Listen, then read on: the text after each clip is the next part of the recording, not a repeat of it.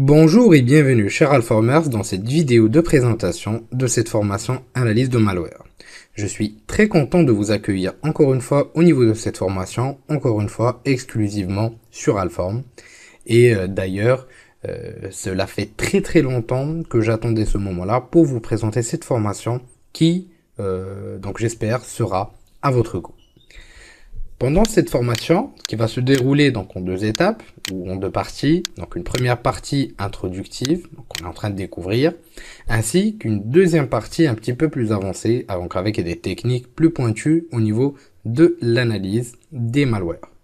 Concernant cette première partie, nous allons donc découvrir un bon nombre d'éléments. Petite introduction générale, qu'on est en train de découvrir ensemble.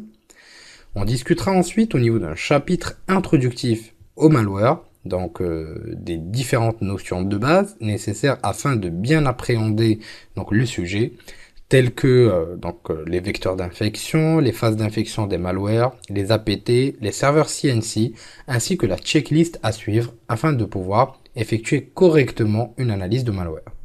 Par la suite, nous découvrirons quelques rappels nécessaires afin de pouvoir tout simplement disposer des notions de base nécessaires pour suivre la formation, telles que les formats de fichiers comme l'ELF ou encore le PE, les tables IAT, EAT, les API Windows et ainsi de suite. Nous discuterons aussi des techniques utilisées par les malwares, donc techniques telles que le hawking IAT, le hawking EAT, ainsi que d'autres techniques telles que l'obfuscation, la persistance et ainsi de suite.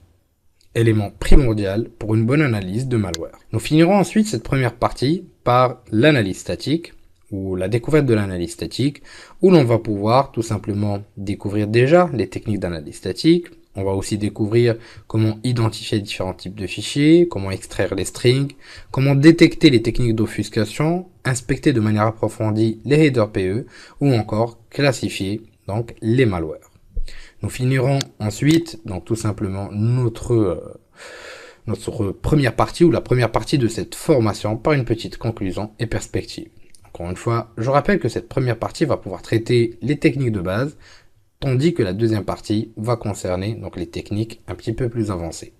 Nous aurons aussi ensemble une troisième partie, mais cette fois-ci, ça sera un niveau expert et non pas un niveau introductif. Afin de suivre correctement cette formation, il faudra avoir des bonnes connaissances en système d'exploitation réseau, des bonnes connaissances en cybersécurité et, ce qui est optionnel, connaître un langage de programmation compilé. Mais sinon, on ira petit à petit et on essaiera de pouvoir exposer tous les aspects qui vont être orientés bien sûr programmation. On va essayer de les exposer de la manière la plus simple possible pour que tout le monde puisse sortir avec un maximum de plus-value. Le public concerné par cette formation concerne tout simplement les équipes opérationnelles SOC, les équipes de réponse aux incidents, les pentesters, les auditeurs techniques, les analystes de sécurité, les RSSI ou encore, comme d'habitude, toute personne intéressée par l'analyse de malware.